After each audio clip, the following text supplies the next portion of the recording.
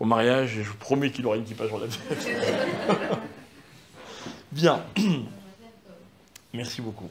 Merci beaucoup. Je souhaite, si Dieu veut, des mariages chez tous ceux qui ne sont pas encore mariés. Mais enfin, si je peux me permettre de rajouter quand même que plus on fait tôt, mieux c'est. Mon fils, il a 22 ans, j'ai l'impression que c'est encore un petit garçon, et voilà. 22 ans, c'est un bon âge. Hein, c'est un bon âge. Enfin, c'est jeune quand même, quand c'est votre fils, ça fait très jeune. C'est comme ma femme, je crois qu'elle était jeune, bientôt elle va être grand-mère et tout, c'est... Enfin, déjà belle-mère, c'est déjà pas mal. Bien. Donc on rentre, Bezrat Hachem, donc mardi, évidemment c'était fait exprès, le jour du mariage de notre fils, on rentre dans Rosh Chodesh Adar, donc qui est le mois, comme vous le savez, de la Simcha. Alors la Simcha, c'est un sujet qui nous est tous, qu'on aime tous, quoi. Qui n'aime pas la Simcha? En tout cas, au moins en parler. Ok. Mais la Simcha, contrairement à ce que certains peuvent penser, c'est un sujet qui est extrêmement sérieux. Ok. C'est-à-dire qu'une Simcha, c'est pas quelque chose qui s'improvise. Moi, je vous ai déjà raconté plusieurs fois dans mes cours que quand j'étais beaucoup plus jeune, la fête de Purim était une des fêtes que j'avais le plus de mal à vivre. Vous savez pourquoi? Parce que Purim, qui est donc censé être un moment de simcha, c'est une simcha qui est, planifiée, organisée, donc imposée, prévue. Et je me demandais, enfin, comment on peut décider d'être Bessimcha, quoi. C'est-à-dire, si demain j'ai un très bon ami qui se marie, ou moi-même j'ai un événement heureux dans ma famille, moi je suis sa mère, quoi, c'est normal. Si, même si c'est pas un événement de la vie, mais je sais pas, tout va bien, je suis heureux, ça se passe comme j'ai envie que ça se passe, bon bah je suis sa mère. Mais le jour de Purim, la vie elle change pas, il n'y a aucun événement personnel qui me touche, qui est en train de se passer, les soucis ça reste les mêmes, il n'y a aucune raison particulière d'être Bessimcha. Ah mais attention, il faut être sa mère. Il faut être sa mère. Mais si la Torah nous invite à être sa mère sur commande, c'est que c'est possible. Ok. Et celui qui n'arrive pas à être sa mère sur commande, c'est juste qu'on ne l'a pas expliqué correctement ce que c'est que la simcha. Alors comme nous, si Dieu veut, on a 2 mois de simcha devant nous, ok, en espérant qu'il y ait au moins 8 shurim, quoi, au moins 8 cours de... Enfin, je sais que ça dépend de moi, mais quelqu'un ici veut le maximum. On va essayer justement de profiter de cette période de l'année pour redéfinir un petit peu ce que c'est que la simcha. Ok. En fait, la simcha, mes chers amis, c'est un objectif dans la vie. Vous savez, un mot on m'a toujours appris, je ne me prive pas de le rappeler, c'est que dans la vie, tout est une obligation. Par exemple, l'intelligence. Est-ce que dans la vie, c'est une chance ou c'est une obligation? Hein? Les deux. Pourquoi les deux? C'est ou l'un ou l'autre, ça ne peut pas être les deux. Si c'est une chance, c'est que c'est une fatalité ou quelque chose qu'on subit, ou quelque chose que les uns ont et les autres n'ont pas. Mais c'est une... Ben non. Si c'est une obligation, tout le monde est obligé d'être intelligent. Ok? Maintenant, tous les gens qui disent « Non, c'est une chance », ce sont des gens en général qui se croient intelligents. Qui disent « Ouais, moi j'ai de la chance ». Ou alors des gens qui cherchent des alibis. « Ah ben, je suis désolé, je suis pas intelligent ». C'est pas ça. L'intelligence, c'est une obligation. Une obligation. D'ailleurs, je sais pas si vous êtes comme moi, qu'est-ce que j'aime pas la bêtise? Vous aimez la bêtise, vous? Les gens bêtes, ils vous énervent pas? Mais pourquoi ils vous énervent? Les pauvres, c'est pas de leur faute. Si, c'est de leur faute. Ils ont une part. Ils n'ont pas tout fait pour être intelligents. Il n'y a pas de doute que quelqu'un qui fait tout pour être intelligent, un jour, il finit par devenir intelligent. Il n'y a pas de doute. Testez-moi. Testez-moi. Et je vous ai déjà raconté l'histoire de ce rave que je connais très bien, qui est un monsieur qui a une 60aine d'années, qui est sans doute l'un des plus grands chacham de la génération à venir. Il est jeune, il a 60 ans, c'est pour ça que j'ai précisé son âge, ok, mais j'ai pas de doute que si Dieu lui donne une longue vie, ce sera ce qu'on appelle l'un des gadoladors, l'un des grands de la génération. C'est un rave, c'est simple, il connaît tout. C'est ce que c'est tout. Non, lui, il vous dira qu'il ne connaît pas tout. Mais hein, j'ai assisté à toutes sortes de situations, de questions que les gens ont posées dans tous les domaines, que ce soit la Torah, la Gemara, la Halacha, la Kabbalah, tout ce que vous voulez. Hein, il vous cite tout ce que vous voulez avec la référence. C'est incroyable. C'est normal, il fait que ça. Mais en même temps, il est Dayan dans plusieurs Beddin en Eretz Israël. Il voyage dans le monde entier pour résoudre toutes sortes de problèmes de Halacha que très peu de gens savent résoudre. Que ce soit dans la cache-route, que ce soit malheureusement dans les divorces, que ce soit dans des din Torah. C'est incroyable. C'est en plus un monsieur qui a des qualités humaines. Bon, il y a une chose qui m'impressionne sur lui, il est toujours pressé. Évidemment, il fait plein de choses. Et quand vous l'arrêtez pour lui dire bonjour ou lui poser une question, vous savez ce qu'il fait? Il s'arrête. Il s'arrête.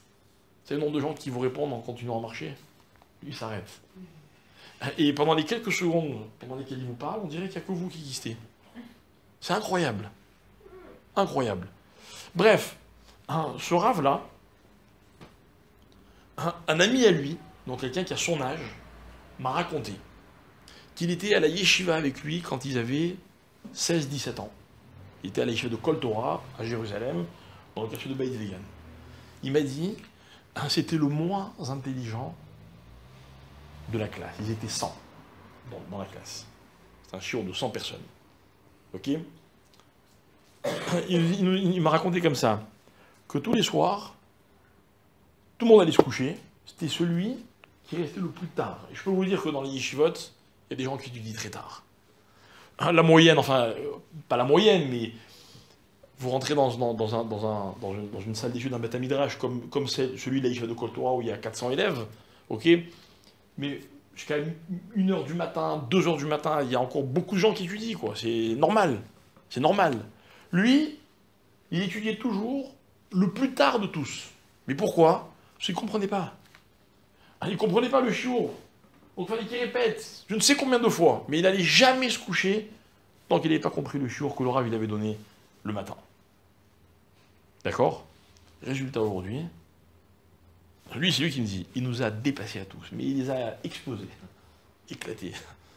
D'accord? C'est-à-dire que c'est vraiment une autorité, une référence, quoi. Une référence.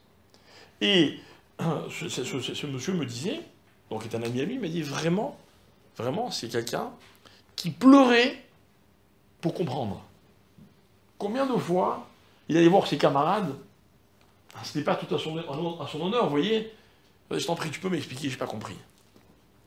Et il me dit, et les copains ont voyé qu'il était malheureux de ne pas avoir compris. Vous savez, ne pas comprendre dans la vie, c'est tellement confortable des fois. Je n'ai pas compris. Pas compris. Vous savez, quand on enseigne, c'est une question qu'on n'aime pas tellement. Vous pouvez répéter, j'ai pas compris. Parce que ou bien celui qui vous pose cette question, enfin c'est une question, ou bien c'est qu'il a mal suivi, ou bien comme je vous disais, il n'est pas intelligent, c'est énervant, quoi. Mais quelqu'un qui n'a pas compris, mais vous voyez dans son regard qu'il est malheureux de ne pas avoir compris. Vous savez qu'il finira par comprendre. Bon, ça c'était une petite parenthèse pour vous parler de l'intelligence. Ok? Mais notre cours c'est la joie. Mais la joie, mes chers amis, c'est aussi une obligation dans la vie. C'est une obligation. Je me dois d'être joyeux. Mais je ne vais pas vous faire le coup de joyeux parce qu'il faut avoir confiance en Dieu, que tout ce qui m'arrive c'est pour le bien, que Dieu il est bienveillant. D'accord, ok. Mais ce n'est pas le cours de ce soir. Le cours de ce soir, c'est que c'est impossible, la vie, elle n'est pas faite pour qu'on ne soit pas heureux. C'est impossible. Moi, souvent, il m'arrive de recevoir des couples qui ont des problèmes de relation, et vraiment, ça va pas, quoi. Ça va pas. Je peux vous dire qu'il y a très peu de temps, là, quelques jours, j'ai reçu un couple, un marié depuis plus de 20 ans, et ils sont complètement désespérés. Ils sont profondément malheureux. Malheureux parce qu'ils se déchirent du matin au soir, parce qu'il n'y a aucune tendresse, parce qu'il n'y a pas d'échange, parce qu'ils ne s'aiment plus, quoi, en un mot, pour prendre un mot à la mode, ils vous disent on ne s'aime plus. Et moi, je vais leur expliquer, mais il ne va pas divorcer, ça c'est l'avantage. Et moi, je vais leur expliquer qu'en fait, on n'est pas censé rester marié pour rester marié. Pourquoi on se marie? Pourquoi on se marie? Vous savez pas? Pour construire. Pour construire? Vous savez, moi je connais des câblanimes qui construisent sans se marier. Non, mais je suis sérieux. Mais donnez-moi un mot Donnez-moi un mot hein, qui est spécifique au mariage. Donner. Donner. Une nouvelle vie. Ah, heureusement qu'il y en a une qui est là pour sauver l'honneur. Enfin, on se marie pour s'aimer. On se marie pour s'aimer. Je sais pourquoi on ne m'avait pas répondu. Parce que la plupart des gens croient qu'on se marie parce qu'on s'aime. Ça, c'est une blague. Et moi, je vais plus loin. Et je dis, quand on se marie, ok, comme tout le reste, on est obligé de s'aimer. On est obligé de s'aimer. Hein, c'est-à-dire que, vous savez quoi, on va être sympa, on vous laisse vous marier avec qui vous voulez. C'est sympa. Mais le jour où vous vous mariez, attention, hein, vous êtes obligé de l'aimer. Vous me croyez que c'est possible? Ah, je ne vais pas vous embêter, mais si vous ne me croyez pas, je parle à ceux qui sont déjà mariés. Si vous ne me croyez pas, je peux vous convaincre. Je peux vous convaincre. Hein, parce que comme tout dans la vie, l'amour, c'est quelque chose qu'on peut obtenir. De soi, hein, je parle. Pas d'être aimé des autres.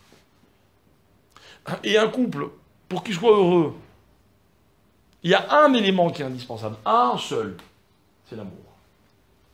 L'amour ou bien en tant que projet ou en tant que réalité. Et pour moi, ce qui compte, pas pour moi, pour la Torah, pour tout le monde, ce qui compte, c'est quoi? C'est que les gens soient heureux. Vous savez pourquoi moi je fais 1 heure de trajet aller, 1 heure de retour? Hein? Ah, mais moi, avant de vous connaître, je ne sais pas si je vais vous aimer. Non, je fais cet aller-retour juste pour qu'on kiffe. Pour qu'on passe un bon moment, pour qu'on soit heureux. Parce que la Torah, elle a des tonnes de messages à nous donner, hein, dans un seul but, c'est qu'on soit heureux. Vous voyez, je n'ai pas parlé de plaisir, hein, je n'ai pas parlé de résultats, je n'ai pas parlé de succès, de satisfaction, non, heureux, sa mère. Parce que sa mère, c'est une chose qui est à la fois extrêmement simple et extrêmement compliquée. Mais, attention, pour y parvenir, en hébreu, on va dire, il ne faut pas être mévater. Ça fait mévater? Il ne faut pas passer. Ok, il faut pas... Il n'y a pas de concession. Il n'y a pas de concession. Il n'y a pas de concession. Un couple heureux à 99%, c'est un couple qui est malheureux à 100%. Quelqu'un qui n'est pas heureux à 100% dans sa vie, c'est quelqu'un qui est malheureux. Maintenant, heureux, ça ne veut pas dire que j'ai pas de soucis, que tout va exactement comme je veux, que je suis un homme qui a une foi infinie en Dieu. Non, je ne vois pas de ça. Hein, la joie dans la vie, c'est quelque chose qui est beaucoup plus, on va dire, simple, mais en même temps qui est compliqué parce qu'il faut y parvenir, quoi. On n'a pas le choix, il faut l'atteindre, cette joie. Alors là, on rentre dans une période à propos de laquelle Agmara elle dit Mishenichnas Adar, Marbim Besimcha. C'est-à-dire, c'est pas seulement qu'on va être heureux, c'est que la joie, elle va augmenter. Vous voyez, jour après jour. Jour après jour. Et il y a une marloquette pour savoir, est-ce que quand il y a 2 mois de Hadar, comme cette année, est-ce qu'il y a 60 jours d'évolution, ou est-ce qu'il y a 2 fois 30 jours? Vous voyez? Et que si j'ai atteint mon objectif en 30 jours, après le reste, on continue en roue libre. Non, pas du tout. Chaque jour, il faut aller un peu plus loin. C'est un sacré programme, hein. Alors on va essayer de commencer on va faire une esquisse, d'accord, de savoir comment ça commence. Comment ça commence. Ok. Alors, ce qui est très intéressant, c'est que on va associer 2 notions qui ne sont pas forcément liées, c'est pas les mêmes notions, mais justement les Chachamim vont leur permettre de se rejoindre. On va parler de la joie, simcha, et on va parler de tzrok, le rire. Le rire. Ok? Les gens qui rient ne sont pas forcément joyeux, n'est-ce pas? D'ailleurs, vous remarquerez que les gens qui font rire sont rarement heureux. Les clowns, ils ont toujours un visage triste. Bon, après, c'est évidemment une caricature, mais c'est vrai qu'a priori, c'est pas lié. Sauf que dans notre histoire, il y a un personnage qui s'appelle justement Rire, Yitzhak, et qui va nous enseigner quelque chose d'incroyable. La Gemara dit que le jour où Yitzhak est né, le monde entier a rigolé. Le monde entier était heureux. Heureux. Yitzhak, le jour où il est né, tous les problèmes de la société se sont résolus. La Gemara, elle explique le détail. Mais il y a un passage qui est très intéressant dans la Torah qui dit comme ça. Eli Toldot Yitzhak ben Avram. Voici l'histoire de Yitzhak, fils d'Abraham. Ok, donc, voici la descendance de Yitzhak, fils d'Abraham. Et le passage qu'on lui dit Abraham, Oli de Yitzhak. Voilà la descendance de Yitzhak. Abraham a enfanté Yitzhak. Il y a un problème. C'est Sarah. Non. T'es pas toute seule, Sarah. Non, d'accord, mais là on nous parle de la généalogie, si vous voulez, de père en fils, de la famille, donc d'après la généalogie juive, c'est le père qui donne comment dire, la tribu, etc. Pas la religion, c'est vrai, mais la tribu, etc. Donc là, c'est de ça qu'on parle. Mais on me parle de la descendance de Yitzhak, et on me dit, Abraham, il a donné naissance à Yitzhak. Il fallait dire ça ou avant, de dire voilà la descendance d'Yitzhak, ou alors c'était hors propos. Ok. Et en fait, ce que le passouk veut dire, dit la Gemara dans Avodah Zarah, c'est que, en fait, ce que Avraham a enfanté, c'est le rire. Et on dit comme ça, la descendance de Yitzhak, c'est quoi? C'est que Avraham, quand il a eu cet enfant, il a apporté au monde le rire. Voilà qui c'est Yitzhak. Donc en fait, c'est une définition du personnage. Pourtant, dans la tradition, on sait que Yitzhak, c'est pas un homme rigolo. Yitzhak, c'est l'homme du din, c'est l'homme de la rigueur. Donc forcément, on ne parle pas d'un rire qui est une dérision, ou qui est une façon rigolote de tourner les choses, légère. Non, non. Un rire, dans ce contexte-là, c'est l'expression de quelque chose de profond. Profond. La Gemara raconte qu'il y avait un rave qui ne commençait jamais un chiour sans ce que la Gemara dit, sans ce que la Gemara l'appelle Milta de Bdichuta. Une parole amusante. Et ce rave-là, il avait toujours une anecdote à raconter en début de cours. Il faisait rire les gens, il les décontractait, et puis après il commençait son cours. Et il disait, oui, j'ai besoin que les gens soient détendus, puis après je peux enseigner tout ce que je veux enseigner. C'est-à-dire que finalement, c'est vrai que le rire, quand même, vous voyez, ça permet un peu de... Voilà. De relativiser, quoi. De relativiser. Vous remarquerez que d'ailleurs, beaucoup d'humoristes en profitent. Ils font passer des messages qui sont parfois insidieux. Mais bon, on le dit en rigolant, donc on a le droit de dire ce qu'on veut, quoi. Et puis par le rire, des fois, on dénigre tout. Mais attention, ça provient de la même racine. C'est-à-dire que le rire met en condition la personne et lui permet d'accepter, d'intégrer des choses qu'il n'aurait peut-être pas pu intégrer si justement il n'était pas dans cet état que nous on a appelé un état de décontraction. Ok? Or, qu'est-ce que c'est que la joie? On va expliquer, on va comprendre que la joie ici c'est ça. La joie c'est une espèce d'état dans lequel, lorsque la personne s'y trouve, eh bien, elle a un autre regard sur les choses. Un autre regard. Ok? Alors, on va dire comme ça, que... Il y a marqué dans un texte... Alors, c'est un enseignement qu'on tire justement de ce texte de la Gemara de Avodah Zarah. Dans la Kabbalah, il est écrit que Dieu, tous les matins, tous les jours, tous les jours, il a un programme. Ok? Et d'où je sais, moi, qu'il a un programme? C'est parce qu'il y a un verset qui dit... Mechadesh betuvo bechol yom tamid. D'accord? On le dit dans la prière du matin. Mechadesh betuvo, dans sa bonté, il est mechadesh, il renouvelle. Ok? Bechol yom tamid maaseh bereshit. Tous les jours, D'accord? Il renouvelle, il reprend Maaseh Bereshit, la création du monde. Cette phrase, elle a fait dire beaucoup de choses. Que, par exemple, la création du monde n'est pas quelque chose de statique. C'est pas que Dieu a créé le monde, puis voilà. Puis depuis, le monde, c'est un état. Non. La création du monde, c'est quelque chose qui se renouvelle en permanence. Vous voyez? Tout ce qui existe est en fait recréé en permanence.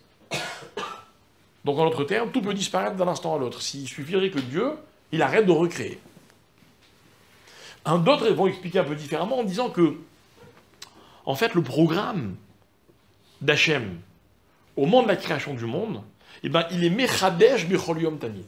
C'est-à-dire que tous les jours, il renouvelle ce programme-là. Alors nous, on va prendre le texte, on va voir quel était le programme de Dieu lorsqu'il a créé le monde, okay, et on va comprendre que tous les jours, Dieu, il suit le même programme. Alors il ne s'agit pas de recréer le ciel, la terre, la lumière, etc. dans l'ordre, non. Il s'agit du programme, c'est-à-dire que le plan du monde, c'est quoi? Le plan du monde, dit le texte, c'est 4 choses. 4 choses. Alors, je vais vous les citer, et puis après on va les expliquer. C'est premièrement, Torah. Deuxièmement, Din. D'accord? Donc Torah. Din, c'est la rigueur, la justice. Troisièmement, Shefa. Shefa, c'est l'abondance, donc c'est ce que Dieu donne, le chesed. Ok? Et enfin, c'est, je vais vous le dire comme c'est marqué, comme ça ne veut rien dire, mais on va expliquer dans un instant, c'est Mesachek im Léviathan. C'est... Bravo. Mais quelle baleine? C'est son animal préféré. Mais quelle baleine? Hein? La baleine? Non, le Léviathan. Ah, c'est quoi le Léviathan? Attention, parce qu'en hébreu moderne, une baleine, c'est Léviathan. Mais dans la Torah, Léviathan, c'est le fameux poisson qu'on ne sait pas vraiment définir. On ne sait pas si c'est une baleine ou autre chose. Ok? Non, pas celui-là. C'est quoi? Mais donnez-moi plus de précision. Il va y avoir quoi avec ce poisson? Non. On va le manger. Voilà, à la fin des temps, la Gemara dit comme ça, à la fin des temps, il y aura une très grande séouda. Imaginez absolument, exactement. Soukat oro chez Léviathan, mais ça c'est encore autre chose. Ok. Mais à la fin des temps, il y aura une très grande séouda. Imaginez un super kidouche, ok, auquel tout le monde sera invité, et surtout les tzadikim, dit la Gemara, et Dieu il servira ce fameux Léviathan. Dont on a tué sa femme. Hein? Dont on a tué sa femme. D'accord. Bon, qu'est-ce que ça veut dire? Dieu il sert une séouda. On laisse ça pour une autre fois. C'est l'histoire de la fin des temps. C'est la fin des temps. Mais ce qu'il faut savoir, dit le texte, c'est qu'à la fin des temps, écoutez bien, voilà ce que dit le Zohar, attention. Le 4e élément du programme de Dieu quotidien, c'est quoi? C'est Mesachek im Léviathan. C'est quoi Mesachek? Voilà. Il joue, c'est quoi? Jouer Dieu. Léviathan. Dieu il s'amuse avec le Léviathan. Vous avez dit son animal préféré. Ça veut dire quoi exactement? On va voir dans un instant. Ok? Revenons d'abord sur les éléments qui précèdent. Alors d'abord, Torah. Pourquoi Torah, c'est en premier? Parce que, nous disent les Chachamim, lorsque Dieu a créé le monde, qu'est-ce qui existait avant le monde?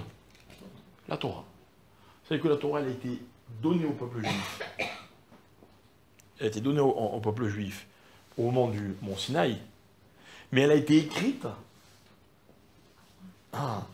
des années avant la création du monde. Et d'ailleurs, dit le texte, quand Dieu a créé le monde, Istakel Beorita ou Bara Alma. Il a regardé la Torah, il a créé le monde. La Torah, c'est le plan que Dieu, on va dire, a dessiné avant de créer le monde. D'accord? N'importe quel architecte, il dessine un plan, puis après, il construit. Voilà ce qu'a fait Dieu. D'accord? Donc la Torah, elle est antécédente au monde. Mais encore une fois, c'est un sujet, peut-être une fois on y reviendra. Ok? Deuxième chose, on a dit din. Din. Vous voyez, Dieu, il faut qu'il décide. Il faut qu'il décide. Un jour, Dieu, il a décidé de créer le monde. C'est une décision qu'il a prise. Vous savez ce que c'est le din?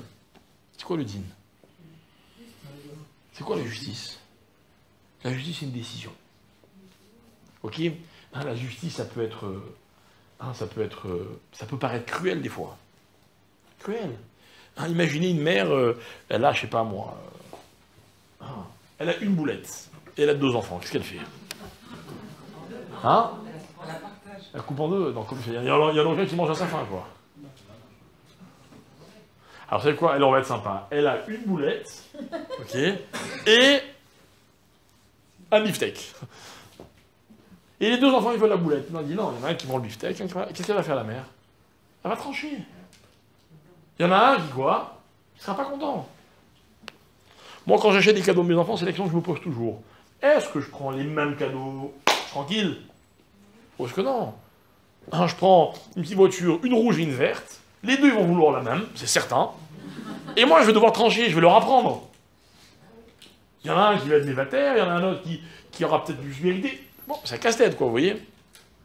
Celui qui prend les 2 les mêmes, bah, finalement, il ne fait pas de dîne, quoi. Or, dans la vie, le dîne, c'est capital. Rappelez-vous ce que je vous ai dit un jour. L'homme, il passe son temps à prendre des décisions, à faire des choix. Or, choisir, c'est quoi? C'est exclure. Hein, c'est exclure. Hein, possibilité A, possibilité B. Choisis. Donc quoi? Donc j'exclus l'autre possibilité. Vous connaissez l'histoire de cette mère qui offre à son fils, elle veut lui faire un kiff, elle lui offre 2 cravates. Pas une, 2. Alors le fils, il reçoit les cravates, il est content, il va faire plaisir à sa mère. Il va dans sa chambre, il en met une. Il revient dire à sa mère, maman, t'as vu? Et l'autre, elle lui dit quoi? L'autre, elle est pas belle. On connaît l'histoire. Mais il a bien fallu qu'il décide, le fils. Ça le dîne. Toute la journée, il faut décider. Toute la journée. Moi, ça commence très tôt dans ma journée. Hein.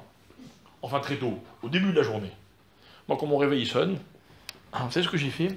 J'ai programmé mon réveil pour que quand j'appuie sur un bouton, vous connaissez ce système, il ressonne 5 minutes après. Ah, vous connaissez aussi? Et chaque matin, toutes les 5 minutes, je me pose la question, est-ce que je reprends 5 minutes? Parce qu'il faut vraiment que je me lève. C'est un choix. C'est une décision. Vous ne savez pas que dans ma tête, j'imagine que chez vous c'est pareil. C'est un vrai bed-in, quoi. Il y a des arguments pour ça, des arguments pour ça. Tu vas être fatigué, tu vas être en retard. Ah oui, ok, ça, exactement. C'est encore plus fatigant que de rester au lit, que de se lever, quoi. Il faut être Dan. Toute la journée, on est Dan. Toute la journée. Vous arrivez pour attraper le bus, il est à l'arrêt, qu'est-ce que vous faites? Vous courez, ou alors vous vous dites non, ça sert à rien, sinon je vais pas l'avoir. Alors au début, vous dites bon, allez, ça sert à rien. Puis après, il reste. Il faut être Dan, il faut décider, il faut trancher. Puis après, on regarde qu'est-ce qui se passe, vous vous mettez à courir, et là, qu'est-ce qui se passe? Vous avez décidé. Et maintenant, il faut attraper le bus. Toute la vie, c'est comme ça. Vous vous rappelez ce que je vous disais tout à l'heure? On vous laisse décider avec qui vous vous mariez. Mais le jour où vous avez décidé, il faut aller jusqu'au bout. On peut pas faire, dans la vie, on peut pas faire marche arrière, quoi. Quelqu'un, il a décidé d'avoir des enfants, puis l'enfant, il est en route. C'est fini. C'est fini. Le problème, c'est que pour aller jusqu'au bout, il y a 2 personnes. Il y en a un qui va jusqu'au bout, peut-être l'autre n'y va pas. Ouais, mais je veux dire, les problèmes, il y en a encore beaucoup plus que ça. Hein. Il y en a plein des problèmes. Il y en a plein des problèmes. Mais d'abord, il faut partir sur une base. La base, c'est le dîn. Le dîn. Moi, je ne sais pas si vous êtes comme moi, mais quand je demande à un rave une question, quelle qu'elle soit, c'est quoi mon problème? C'est que je vais lui poser la question, il va me répondre. Et alors, il faut que j'ai la réponse.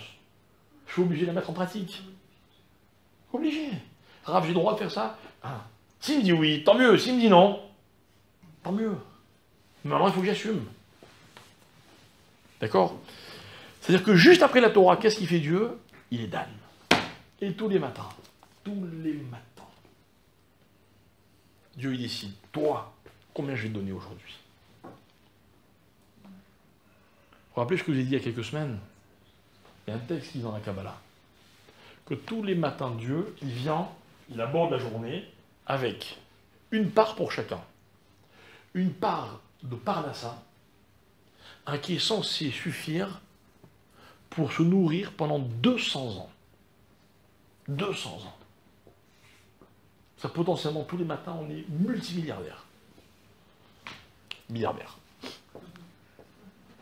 Et tous les matins, Dieu, il est Dan. Ah non, aujourd'hui, je ne peux pas lui donner. Je suis sérieux? Voilà comment ça fonctionne. Troisième étape, une fois que Dieu il a pris la décision, alors Shefa, alors Dieu il donne. Il donne. Il me donne tout ce qu'il faut. Mais comprenez bien, c'est une décision de la part de Dieu. Moi, je connais plein de gens qui donnent dans la vie. Je connais des gens très, très gentils. Très gentils. Le problème, c'est qu'ils sont tellement gentils que quand ils donnent, c'est normal. C'est même pas un effort, quoi. Vous savez, les gens qui sont souriants, peut-être qu'ils ne sont pas spécialement sympas, mais ils sont de nature souriante. Ils sourient naturellement. C'est pas un effort. C'est-à-dire que c'est pas qu'il y a din et shefa. Vous comprenez? C'est pas qu'il y a une décision, il y a un jugement, on se pose la question, puis on arrive à une conclusion, et puis après on donne, parce qu'on a décidé de donner. C'est pas ça la générosité. La générosité, mes chers amis, vous voulez prouver les fois où vous n'aviez pas envie de donner.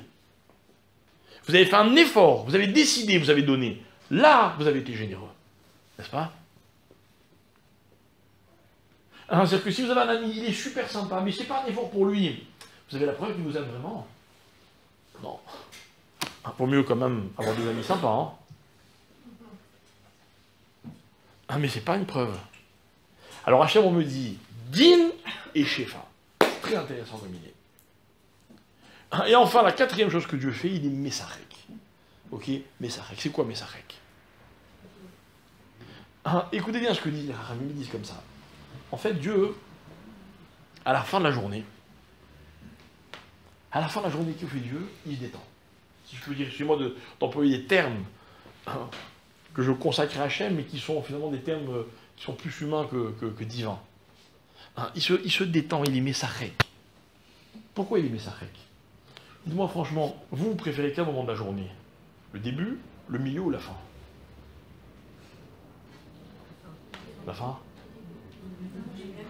Ouais. C'est intéressant.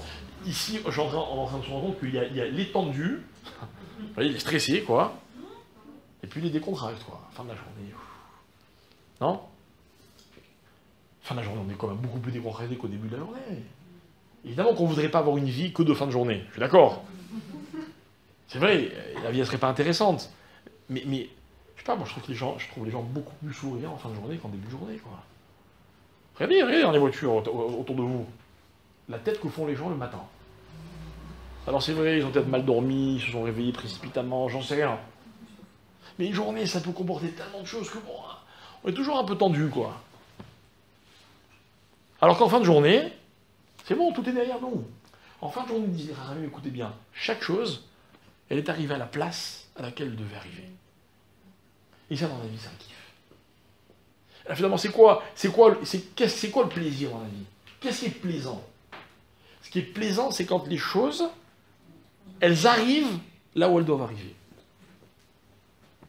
Il y en a qui arrivent à 9h, d'autres à 9h15, d'autres à 10h25, mais finalement, chacun, il arrive à sa place, là où il doit arriver. Comme je la connais, mais bon. Et c'est ça qui est kiffant.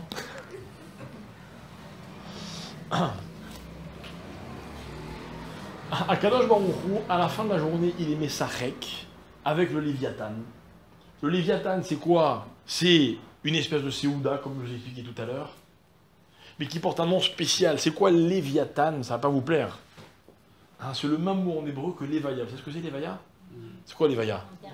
Pas du tout. Alors, écoutez bien.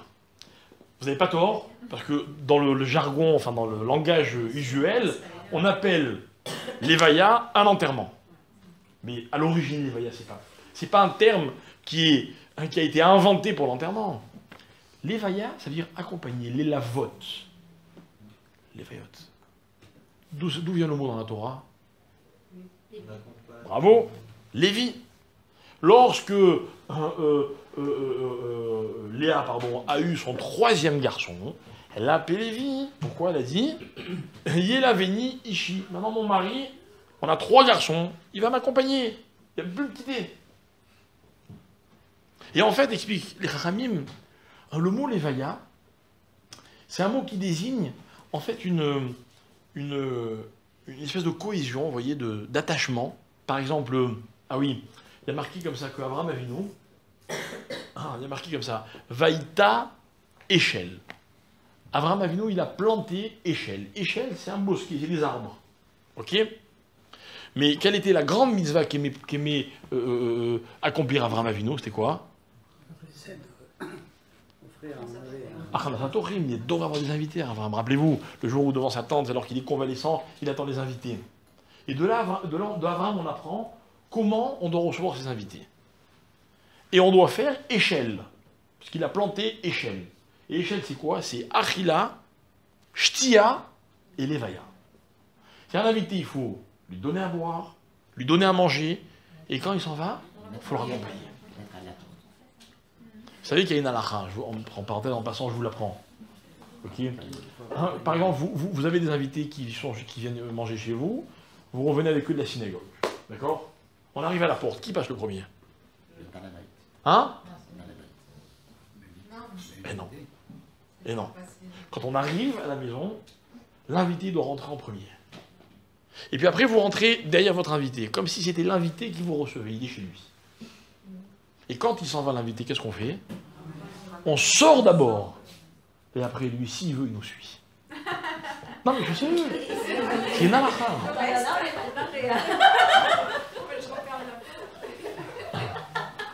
Vous savez, je vais vous dire quelque chose. Même si vous restez dans la maison, il y a des invités qui ne bougent pas. Il y a une technique avec le balai et tout, mais bon... j'ai jamais essayé. Mais c'est ça, là, halakha. Et on l'apprend d'Avraham Avinu. Écoutez bien, je vais vous dire quelque chose de très grave. Je vais vous dire quelque chose de très, très grave. Il y a un texte qui dit comme ça. Celui qui donne que à boire et à manger à son invité, mais qui ne le raccompagne pas, du mot échelle, il a enlevé le lamed. Qu'est-ce qui reste? Esh. Le feu. J'ai un ami, il habite à Jérusalem. À la base, il est marseillais.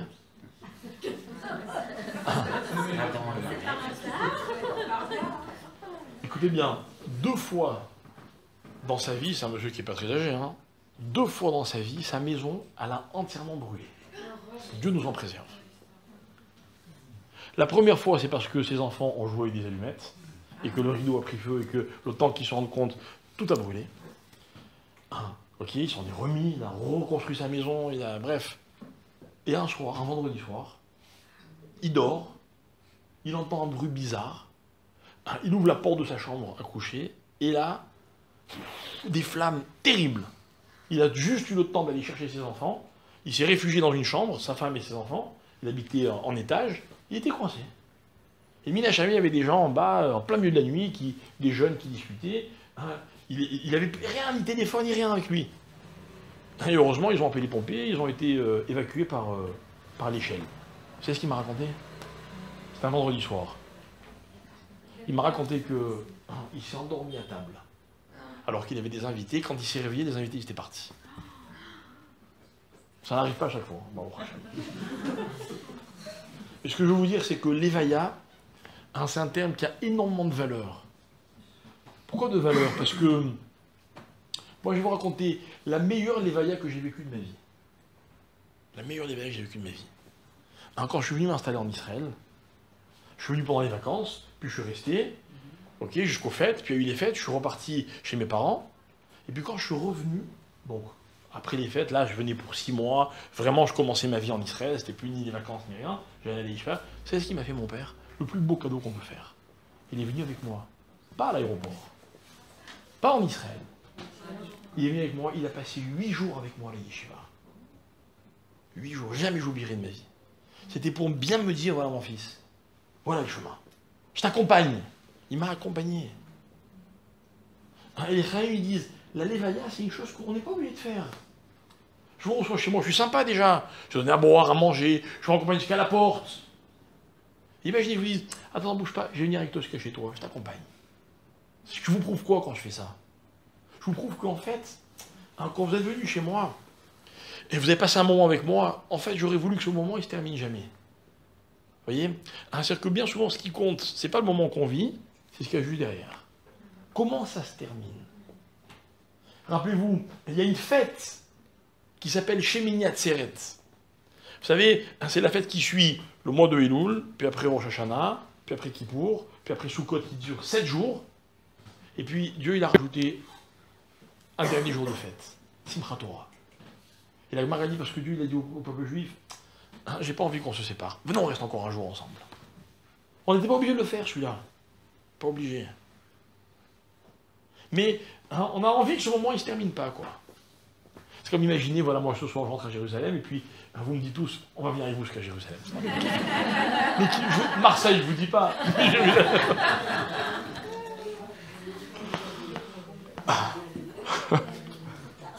Ok. Alors, regardez le programme d'Hachem. Regardez le programme d'Hachem. Premièrement, les obligations. Torah, c'est le matin. On n'a pas ouvert les yeux qu'il faut dire Modéani, et Netilat Yadayim, et la prière, et le ceci, et le cela. Din, on décide. Bon, qu'est-ce que je fais aujourd'hui? C'est quoi mon programme? J'ai 20 choses à faire, je pourrais en faire que 10. Qu'est-ce que je fais? Din, choisis. Je décide. Ça, je peux pas faire, ça, je vais faire. On est encore dans les obligations. Et puis après, il y a Shefa. C'est quoi Shefa? C'est quand un homme, il s'investit dans ce qu'il a décidé de faire. Que ce soit du chesed, que ce soit le travail, que ce soit l'étude, peu importe. Il s'investit dans ce qu'il fait. Ok? Et puis à la fin de la journée, voilà comment Dieu fonctionne. À la fin de la journée, qu'est-ce qu'il fait l'homme? Je vais vous raconter quelque chose. Tout à l'heure, je vous disais que dans les yeshivot, il y a beaucoup de jeunes qui étudient tard le soir. Tard le soir. Moi, c'était mon kiff quand j'étais à la yeshiva. Je pense que je peux dire que j'étudiais le meilleur moment de ma journée dans mon étude, c'était entre 11h du soir et 1h du matin. J'adorais ce moment-là. Vous savez pourquoi? Parce que rien m'obligeait à le faire. Parce que toute la journée, j'avais un programme.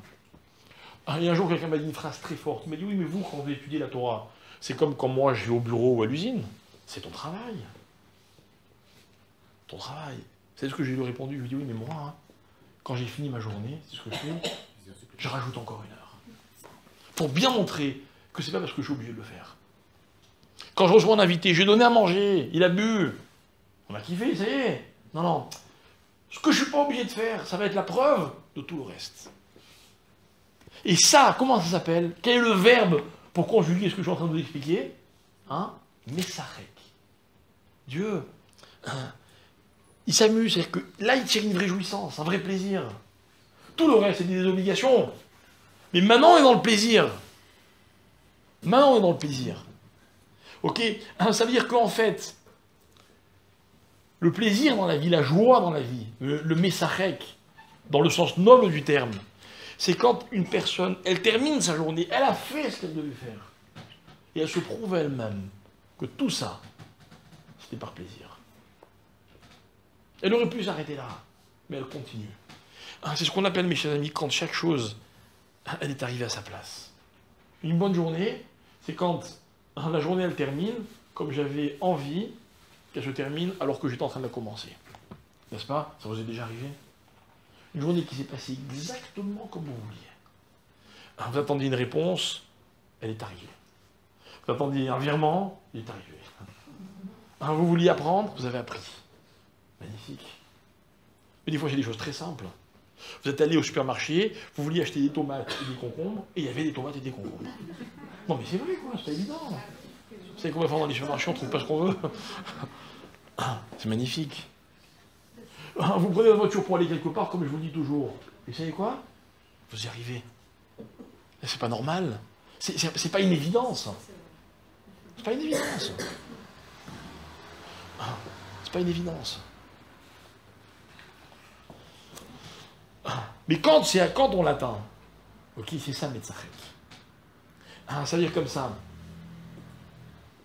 que lorsque Abraham et Sarah se sont mariés, c'était un couple, c'était un modèle, ce couple. Ok. Et jusqu'à l'âge de 99 ans, on est angoissé pour Abraham. Mais ils vont l'avoir, cet enfant, ils ne vont pas l'avoir. Et quand il est né, Yitzhak, qu'est-ce qui s'est passé? Tout le monde était heureux. C'est-à-dire qu'on était enfin arrivé là où on voulait arriver. C'est-à-dire que l'entreprise, elle avait porté ses fruits. Tiens, d'ailleurs, à propos de l'entreprise qui porte ses fruits, regardez ce que dit la Gemara. Il y a un texte magnifique dans la Gemara qui dit comme ça. S'il y a des gens qui veulent devenir riches ici, non, en restant honnête, évidemment. La Gemara dit comme ça, écoutez bien, Betsa, traité de Betsa, page 15, la Gemara elle dit, Amar Rabbi Yochanan, Arotse Sheit Kaimu Nechasal. celui qui veut, écoutez bien, parce que c'est la définition de la richesse d'après la Gemara, celui qui veut que ses biens durent. Dur. C'est-à-dire que j'ai de l'argent, je veux que ça dure, quoi. J'achète une maison, je veux en profiter. Je travaille, je m'investis, je veux que ça porte ses fruits, je veux que ce soit pas juste. Vous savez, les gens, ils ouvrent, ils ferment, ils ouvrent, ils ferment, ils changent de métier, à chaque fois que vous les voyez, alors qu'est-ce que tu fais en ce moment? Non. Dans la vie, le bonheur de la vie, c'est quand les choses, elles durent. Elles durent. Vous savez des amis, vous ne les voyez pas pendant 10 ans, puis quand vous les revoyez au bout de 10 ans, quoi, c'est stable. Toujours avec la même femme, ouais. T'as lu toujours là? Ouais. Tu fais toujours le même métier? Ouais. C'est magnifique. Toujours religieux? Ouais. Sauf quand on vous dit, tu es devenu religieux. Mitkaimou. Alors qu'est-ce qu'a dit la Gemara? Celui qui veut que ses biens soient mitkaimim, qu'est-ce qu'il fait? Ita un bahen adar. Qu'il plante dans ses biens, là, dans ses biens, donc apparemment on parle de biens terrestres, adar. C'est quoi adar? Deux explications. Première explication, Rashi. Rashi dit Ilan Chashuv. Un arbre important. Voilà, par exemple, il y a un arbre solide, quoi. Une deuxième explication du Harour, ok, c'est un autre commentaire sur le Talmud, il dit donner de la tzedaka. Alors on va expliquer très vite le Harour, parce que c'est pas notre sujet, c'est quoi la tzedaka? C'est quoi la tzedaka? Hein? Pourquoi la justice? Je dois donner mes 10%. Allez, j'ai donné mes 10%. C'est ça. Le reste, c'est la tzedaka. Ok? Pourquoi c'est justice? J'ai pas le droit de garder ce que j'ai gagné. C'est pas toi qui l'as gagné. Hein? C'est la chaîne qui te l'a gagné. Mais c'est à moi. Si quelqu'un me le voit, il commet une avéra. C'est à moi. J'ai donné ce qu'il fallait. Allez, j'ai donné 12%. C'est bon? Mais à quelqu'un, il vient me demander, je dis encore, et je veux aider celui-là. C'est quoi la tzedaka? La tzedaka, c'est la possibilité, écoutez bien, de faire avec mon argent ce que j'ai vraiment envie de faire. Et que ce que j'ai fait avec mon argent, c'est définitif. Définitif. Je connais un monsieur qui avait de l'argent, qui n'en a plus. Qu'est-ce qu'il m'a dit? Un jour, il m'a dit, mais c'est pas un monsieur très religieux, hein. Il m'a dit, tu sais, le seul argent qui me reste, c'est celui que j'ai donné aux autres. Parce que ça, c'est définitif. C'est celui que j'ai donné aux autres. Imaginez quelqu'un, il a de l'argent et puis il donne à quelqu'un. Ok? Il donne. Il a créé quelque chose.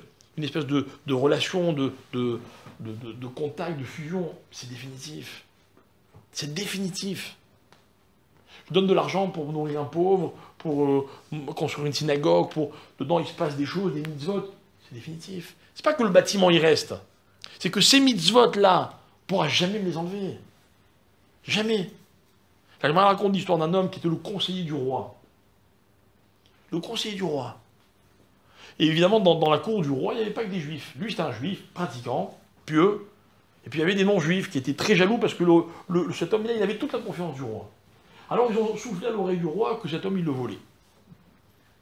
Alors le roi, il était obligé d'en avoir le cœur net. Il lui a dit, écoute, voilà, il y a des soupçons contre toi. S'il te plaît, je te demande d'établir une liste très précise de tout ce que tu possèdes. Et cet homme, il dit au roi, il dit, pas de problème, laissez-moi quelques jours, dans quelques jours, je viens avec la liste. Au bout de quelques jours, il vient avec une liste dérisoire. Il y avait très peu de choses. Il y avait des sommes d'argent. Et le roi, il dit, mais dis-moi, je te manque de moi, ils ont raison, tu m'as volé. Tu es un voleur. Mais même moi, les salaires officiels, ils sont beaucoup plus élevés que ça. Qu'est-ce que tu racontes? Alors, qu'est-ce qu'il lui répond, le rave, ce monsieur? Il dit, non, ce que je vous ai écrit, c'est pas ce que j'ai gardé. C'est ce que je vais donner aux autres. Parce que si vous écoutez ceux qui veulent mon mal, vous pouvez m'enlever tout ce que je possède. Mais ça, même vous ne pouvez pas me l'enlever. Ça m'appartient vraiment. Ça, c'est le harour. Mais l'explication de Rashi, c'est pas ça là. C'est de construire un arbre. De planter un arbre. Pourquoi de planter un arbre? Pourquoi un arbre solide? Parce qu'un arbre, explique les Chachamim, explique Rashi, un arbre, c'est quelque chose que vous plantez, Ok. Pourquoi on plante un arbre? Pour que l'arbre il pousse. N'est-ce pas? Et puis quand l'arbre il a poussé, qu'est-ce qui se passe? Il n'est pas marqué que c'est un arbre fruitier. Il a marqué un arbre crachouve. Hein? Ouais, mais après un jour, l'arbre il peut être déraciné et puis il n'y a plus d'ombre. Mais l'arbre, qu'est-ce qu'il fait? Hein? Il produit ce qui permet de recréer ce qu'il est. Voilà ce que c'est un arbre. Un arbre, il possède en lui, alors soit à travers des racines, soit à travers des fruits, mais pas forcément des fruits comestibles, des graines. Il produit ce qui permet de reproduire ce qu'il a été. C'est ça, Yid Kaïmoun Chassav. C'est ça. C'est-à-dire que quelqu'un qui gagne de l'argent, ok, en fait, qu'est-ce qu'il voudrait? C'est quoi le rêve de celui qui gagne de l'argent? Vous savez ce que c'est le rêve de celui qui gagne de l'argent? C'est de jamais arrêter d'en gagner. Peu importe ce qu'on gagne. Dans la vie, ce qui compte, c'est pas de gagner beaucoup, c'est de gagner tout le temps. Tout le temps. La continuité dans les choses. Moi, je connais des gens qui ont gagné beaucoup d'argent, puis un jour, ça s'est arrêté. Ils ont beaucoup d'argent, mais ils sont très angoissés. Sincèrement. Je vais raconter une histoire qui m'est arrivée. Un jour, je suis allé voir un monsieur qui a, Dieu bénisse pour lui, beaucoup d'argent. On s'assoit, il me raconte. J'ai acheté telle voiture, j'ai payé des sommes astronomiques. J'étais venu pour lui demander un don. Bien mal m'en a pris. Vous savez ce qu'il me dit? Il me dit non. Une fois qu'il m'a raconté qu'il a acheté une villa à, je ne sais plus, je crois, 12 millions de dollars. Dieu bénisse pour lui, il n'y a pas de problème. Une voiture, une voiture de luxe, évidemment très voyante, tout ce que vous voulez, qu'il a payé, je crois, encore une fois, si je ne me trompe pas, 2 millions de shekels. D'accord? Il a de l'argent, un petit peu, quoi. Il me dit, ah non, je ne peux pas faire de don en ce moment. Moi, gentiment, je lui dis, mais pourquoi? Enfin, genre, qu'est-ce qui t'arrive? Il me dit, non, tu comprends, je gagne plus d'argent. J'ai gagné, maintenant je gagne plus d'argent. C'est imparable. J'avais rien à dire. Je suis reparti comme je suis venu. Il n'y a pas de problème. Je comprends, elle est logique son explication. Je comprends. Mais ça, c'est l'antithèse de Yid Kaïmoun et Chassav. Que les choses sont dures, vous voyez. Parce qu'il va acheter des voitures, des bateaux, des avions, je ne sais pas ce qu'il va acheter. Et un jour quoi? Le pauvre, il gagne plus d'argent. Alors qu'il y a des gens qui gagnent quelques milliers de shekels par mois, mais ça ne s'arrête pas. C'est quoi Yid Kaïmoun et Chassav? C'est ça. Dans la vie, ce qui compte, c'est pas d'avoir eu des enfants. Demandez à tous les parents du monde. C'est que les enfants, ils durent. C'est que les enfants, ils continuent à vivre, et qu'eux-mêmes, ils aient des enfants, et ainsi de suite. C'est ça Yid Kaïmoun et Chassav. Qu'est-ce qu'elle veut nous donner la Gemara comme leçon? Quoi, un cours d'économie? Elle veut nous définir ce que c'est la richesse? Non. La Gemara veut nous expliquer qu'est-ce que dans la vie, qu'est-ce qui dans la vie provoque la simcha. C'est quoi une simcha? De quoi vient la simcha, mes chers amis? Vous êtes heureux, vous? Je suis sûr que vous vous posez la question de temps en temps. Arrêtez de vous la poser. C'est pas bon comme question. C'est pas bon. J'ai trop peur de la réponse, vous voyez ce que je veux dire? Mais par contre, je vais vous expliquer, vous allez vous poser une question, si vous avez la réponse, alors vous saurez si vous êtes heureux. Est-ce que, dans ce que vous faites, il y a une continuité? Moi, je vous ai toujours dit une chose, que j'ai appris un jour d'un grand homme, surtout un homme très sage. Quelle est la différence entre une mitzvah et une avera? C'est quoi la différence? La vera, c'est sur le moment. La vera, c'est sur le moment. C'est-à-dire? On kiffe le moment. Et après? Après, ça dure. Et après, il n'y a pas de suite dans une avera. Il n'y a pas de suite. À la limite, il y a une autre avera. Mais il n'y a pas de suite. L'exemple que je donne toujours. Première mitzvah de la Torah, d'avoir des enfants. L'une des pires avérotes de la Torah, c'est quoi? C'est l'adultère, c'est le même acte. Qu'est-ce qu'on veut? C'est quoi la différence? La différence, c'est que l'adultère, c'est quoi? C'est un plaisir qui est enfermé dans un moment présent. Et après, après c'est tout, quoi. Après, si on veut, il y a encore un autre plaisir. Puis encore un autre. Puis ils peuvent s'enchaîner à l'infini. Mais il n'y en a aucun qui donne quelque chose qui va durer. Ou en tout cas, même si ça dure, c'est sûr qu'à un moment, ça va s'arrêter. Ça va se terminer. Alors que la première mitzvah de la Torah qui concerne des enfants, c'est quoi? C'est enclencher un processus qui peut ne jamais s'arrêter. Vous avez compris? Jamais ça s'arrête. C'est quoi l'éveilla? L'éveilla, c'est le petit moment qui suit ce qui était essentiel. Mais ce petit moment, il est révélateur. J'ai pas envie que ça s'arrête. Mon plaisir, c'est que ça continue. J'ai dit ça, j'ai tout dit.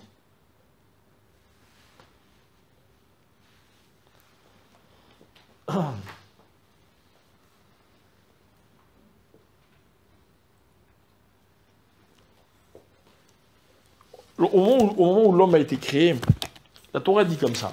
Vous connaissez ce texte, on l'a cité de nombreuses fois, il est très connu. Il y a marqué « Vayehi ha-Adam les nefesh chaya ». Donc Dieu insuffle l'âme à l'intérieur de l'homme, etc. Et puis « Vayehi ha-Adam les nefesh chaya ». Et l'homme est devenu une âme vivante. Vivante. Ok. Qu'est-ce qui a été créé à l'instant où je vous parle? Hein? Adam. Adam ou la vie? Non. Mais non. Adam, je veux bien, pourquoi? Parce qu'avant lui, il n'y avait pas de Adam.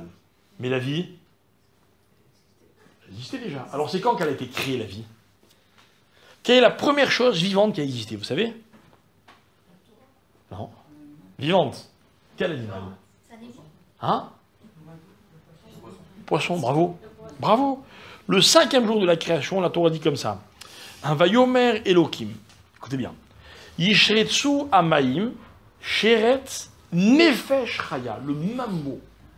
Je vais traduire avec mes mots à moi. Que vivent les reptiles de la mer. Incroyable. Pourquoi c'est incroyable? Parce que, en fait, la vie, elle a été créée bien avant l'homme. N'est-ce pas? Ce qui fait dire à certains que chez l'homme, enfin, dans la vie, il y a eu une évolution. Peu importe. Ok? Mais nous, ce qui nous intéresse, c'est que non seulement la vie a déjà été créée, mais où elle a été créée? Dans l'eau, pas sur Terre. Intéressant. C'est comme l'enfant. Hein? C'est comme l'enfant. Bien fait, bravo. Et en fait, c'est vrai que même l'homme, ok, le début de sa vie commence dans un milieu, on va dire, aquatique. Aquatique. Ok? Mais en l'occurrence, là, c'est dans la mer. Ishretsu amaim. Ok? Dans la mer. Hein? Dans la mer aussi, ouais. Ok? Voilà, bon, enfin, la Torah est écrite en hébreu, hein. Excusez-moi. Ok? C'est vrai qu'en hébreu, la mer, c'est Yam, et que Yamma, ça veut dire la mer, mais bon. C'est que chez les Tunisiens, normalement. Mais, ce qui est intéressant, c'est que la Torah, elle parle beaucoup de la mer, l'océan, quoi. Ok? Il y a des tas de versets. Par exemple, il y a un verset qu'on dit dans le psaume 104, qui est le psaume qu'on dit le jour de Rosh Chodesh, Chazak. Ok? Il y a marqué comme ça, écoutez bien. Gevul samta bal yavurun, bal yeshuvun nechasot haaretz. Ok? La Gemara, elle dit dans le traité de Baba Batra, page 7. La Gemara, elle fait un espèce de parallèle. Alors, c'est pas explicite dans la Gemara, mais grâce aux commentaires, on comprend que cette Gemara, elle veut faire un espèce de parallèle entre les tzadikim et la mer. La mer, c'est extraordinaire, la mer. Extraordinaire. Je ne sais pas si vous avez suivi, mais sur les côtes françaises, au sud de la France, il y a un bateau qui a dérivé. Vous avez vu l'angoisse de la France? Tout le pays était en panique. Contre la mer, on ne peut rien faire. On ne peut rien faire. Magnifique. La force de la création des dieux. C'est magnifique. Hein, c'est-à-dire que, vous savez qu'il fait froid, il fait chaud, n'est-ce pas, hein? D'où viennent les climats? De la mer. Les vents qu'il y a au-dessus des océans, hein, ils ont une influence sur le monde entier. C'est extraordinaire. Extraordinaire. Moi, mon père, il avait une passion qui nous a un peu transmise, c'est sur la voile. Il adorait la voile, mon père. Il me disait toujours, quand on fait la voile, et qu'on sait utiliser les vents, être à l'écoute des caprices de la création, on comprend mieux qui est Dieu. Qu'est-ce qu'il a créé? Quand on vit sur Terre, bon, ma foi, c'est facile. Vous lâchez un objet, il tombe par terre, n'est-ce pas? C'est une des lois. Ok? Il y a des tas de petites lois comme ça, que tout le monde a acquis, puis voilà. Mais sur la mer, vous êtes un élément étranger dans un milieu que Dieu a créé. Il a créé. S'il a créé Dieu, c'est qu'il y a des règles qu'il faut comprendre. La Gemara, elle dit que la mer, tous les jours, chaque vague, vous avez vu déjà, vous avez déjà assisté, enfin, observé la mer sur le rivage, sur la plage? Vous êtes déjà allé à la plage? Ouais. vous remarquerez que seconde après seconde, il y a des vagues qui viennent s'échouer sur la plage. N'est-ce pas? Est-ce que vous savez ce que se dit chaque vague? La Gemara qui dit, c'est pas moi. Hein. La Gemara dit que chaque vague se dit, moi, on m'arrêtera pas. Moi, on m'arrêtera pas. Bal yeshuvun, la chassot, les chassot haaretz. Chaque vague, elle a l'ambition de recouvrir la terre. Pas pour détruire quoi que ce soit. Bon, on va pas m'arrêter, moi. Et chaque vague, elle échoue sur le rivage. Pourquoi? Parce que Gevul, Samta, Bayavun. Parce que Dieu, il a mis les règles. Vous voyez la mer toute puissante. La mer qui peut emporter des cargos, hein, qui peut créer des tempêtes, contre laquelle personne ne peut rien faire. Eh bien Dieu, il a mis des règles. Et le tsunami, c'est une vague qui s'est pas arrêtée. Où est allé le tsunami? Loin quand même. Ah, mais après loin, ce qu'il y a eu, il n'y a pas. Des fois, il y a des vagues qui sont plus fortes que d'autres, c'est vrai, mais elles finissent toujours toutes par s'arrêter. Toutes. Mais parce que Dieu a mis des règles. Dieu a mis des règles. C'est un tremblement de terre. Non, mais peu importe. Peu importe. Le tsunami, avec tous les ravages qu'il peut faire, le même tsunami, d'accord, qui serait arrivé sur une zone désertique. Hein, il y a des déserts qui terminent dans la mer. Il n'aurait pas fait de dégâts, mais il se serait arrêté. Celui-là, malheureusement, il a fait des dégâts. Mais Gevul Samta, parce que je vois il a mis Gvul, il a mis une frontière, une limite. Une limite. De là, on apprend que quoi? On apprend qu'en fait, l'élément dans lequel la vie a été créée est un élément d'une puissance absolument inimaginable. Et même lui, cet élément, lorsque Dieu l'a créé, il a mis des frontières. Il a mis des frontières. Et en fait, je voudrais maintenant essayer de faire une synthèse de tout ce qu'on a dit. Ok? On a expliqué pendant notre cours que la joie, c'était quelque chose qui était provoqué par le fait que, vous voyez, on a des objectifs et puis on les atteint, c'est tout. C'est tout. Il suffit de pas plus pour être joyeux. On n'a pas besoin de plus. Pas besoin de plus.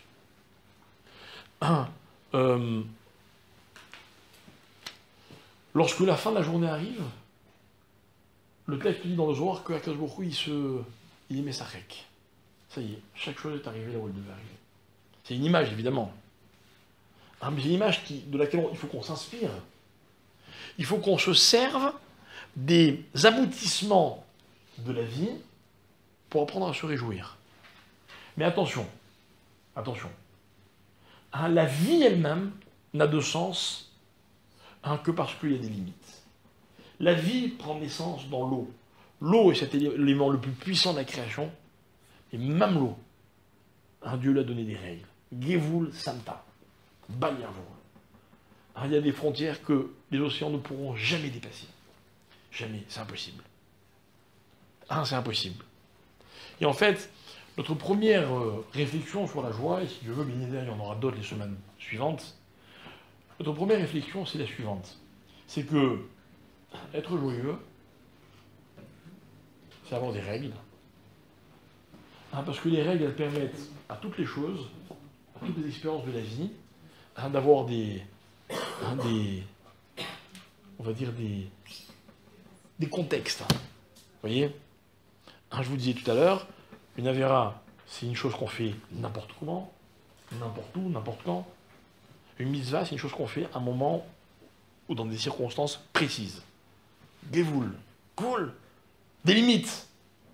Et quand dans la vie on s'est fixé des limites et qu'on est capable de les respecter, ok, alors la vie elle est comme un arbre, vous voyez, elle produit ce qui lui permet de continuer à exister.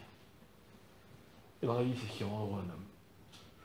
Je vous accorde que la vraie angoisse, et la seule qu'il peut y avoir dans la vie, c'est quand on a des fois l'impression que tout risque de s'arrêter. Mais tant qu'on a le sentiment que tout peut continuer, il n'y a aucune raison de ne pas être heureux. Et vous verrez, on continuera de l'expliquer, que la joie, elle ne vient pas de ce que les choses se passent exactement comme j'ai envie qu'elles se passent. Rappelez-vous l'exemple très fort que j'avais donné un jour. Un jour, j'avais demandé, quand quelqu'un est malade, quelle doit être sa prière? Quelle doit être la prière du malade? On avait fait un sondage. ceux qui n'étaient pas là, vous pouvez me dire que doit être la prière du malade? Hein, toi par exemple, tu n'étais pas là. Qu'est-ce que doit demander le malade à Dieu? Ils disent merci les élèves. Merci de quoi? D'être malade? Ouais. Pourquoi? Ceux qui sont en bonne santé voudraient être malades? Ça s'arrête? Alors, non, enfin, ceux qui ne se méfiaient pas, parce que là, je vous êtes très, très méfiants, ok? Ceux qui ne se méfiaient pas me disaient, bah, il faut qu'ils demandent à Dieu de guérir, n'est-ce pas? Et là, j'avais dit, mais vous imaginez si quelqu'un tombe malade, et qu'il guérit, et que la vie continue, reprend son cours. Alors moi, j'ai une question. Et pourquoi il est tombé malade? En d'autres termes, à quoi ça sert la maladie? C'est terrible, parce qu'il y a des gens qui sont malades des mois et des mois et des mois. Et ils ont l'impression d'avoir perdu des mois et des mois et des mois. Et moi, ce que je leur souhaite à ces malades, c'est quoi? Au-delà de la guérison, c'est que la maladie, comme vous l'avez dit, elle ait un sens. Parce que dans la vie, il faut que tout ait un sens. Il faut que chaque chose, elle soit un processus qui mène vers un objectif. Et quand l'objectif il est atteint, alors on est heureux. Vous avez des gens qui sont des éternels insatisfaits parce qu'ils se fixent des objectifs qu'ils n'arrivent pas à atteindre. Mais au début du cours, je vous ai dit que l'intelligence était une obligation. Il ne faut pas être bête. Il faut arrêter de se mettre des objectifs qu'on ne peut pas atteindre. Il faut arrêter de se l'imaginer comme ceci ou comme cela, vous voyez. De se dire qu'on sera heureux que quand on aura atteint ou gagné tant. Et c'est impossible, en tout cas pas tout de suite, quoi. Et que finalement on est dans l'attente du bonheur. Moi je connais des gens qui potentiellement sont très heureux. Juste, c'est pas encore arrivé, mais ça va venir. Hein. Puis ça peut prendre 6 mois, 1 an, 5 ans, 10 ans, 20 ans. Ils attendent. Je les plains, quoi. Je les plains. Puis il y a des gens qui se mettent des objectifs. Je dis pas que dans la vie il ne faut pas être ambitieux. Mais dans la vie, il faut être capable de faire ce qui nous rend heureux. Vous voyez? Ce qui nous rend heureux. Le plus bel exemple que la Guémara donne, c'est celui qui cuisine le vendredi pour pouvoir manger Shabbat. Vous voyez, c'est pas très compliqué, quoi. Mais la Guémara dit, celui qui s'est fatigué vendredi, bah, il aura de quoi manger Shabbat. C'est bien l'objectif. C'est dit que il va y avoir un moment où je ne pourrai plus cuisiner parce que j'ai plus le droit de cuire. Donc qu'est-ce que je fais? Je prépare, et puis j'atteins mon objectif. Puis quand arrive Shabbat, ben, je suis heureux. J'ai plus rien à faire. Tout est là. Que demander de plus? Hein, qu'est-ce qu'il fait Dieu? Toute la journée il travaille, puis le soir, qu'est-ce qu'il fait? Ben, il se détend. Alors qu'est-ce qu'il fait quand il se détend? J'imagine qu'il fait comme dans les yeshivot. Il a fini d'étudier ce qu'il devait étudier, qu'est-ce qu'il fait? Il continue d'étudier un petit peu. Vous voyez? Hein, il est mélavé ce qu'il a fait toute la journée. Hein, vous avez des gens qui aiment ce qu'ils font. Vous avez des gens d'ailleurs, ils aiment trop leur travail par exemple. Ça s'arrête jamais. Il vaut mieux ça ou le contraire? Il vaut mieux ça que le contraire. Il faut savoir aussi se mettre des règles par contre, comme dit le texte de la Gemara. Gevul Santa Badiavon. Mais finalement, ce que je voulais vous expliquer, c'est d'abord que la joie dans la vie, vous voyez, j'ai parlé de la joie la plus simple et la plus facile. C'est des petites choses. C'est tout simplement une logique dans la vie. Je fais ça, ça me mène à ça, ben, je suis content. Mais là, vous parlez de choses qui sont entre nos mains. Hein. Une Ouais. femme qui, par exemple, qui fixe l'objectif d'avoir des enfants pour être heureuse, et Hachem ne lui accorde pas ça. C'est pas entre ses mains à elle, et pourtant, c'est pas un objectif. C'est exactement comme celui qui se fixe comme objectif de devenir milliardaire du jour au lendemain.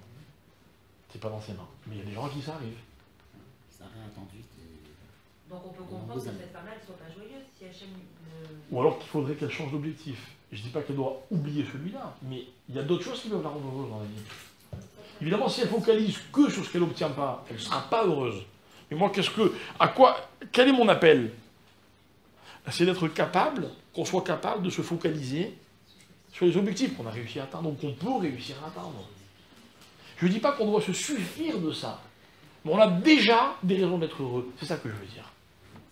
En d'autres termes, il n'existe personne qui n'a pas de raison de se réjouir.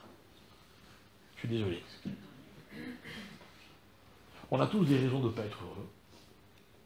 Ok? Mais je ne vais pas vous casser la tête avec mes histoires, hein. Vous en avez assez avec les vôtres.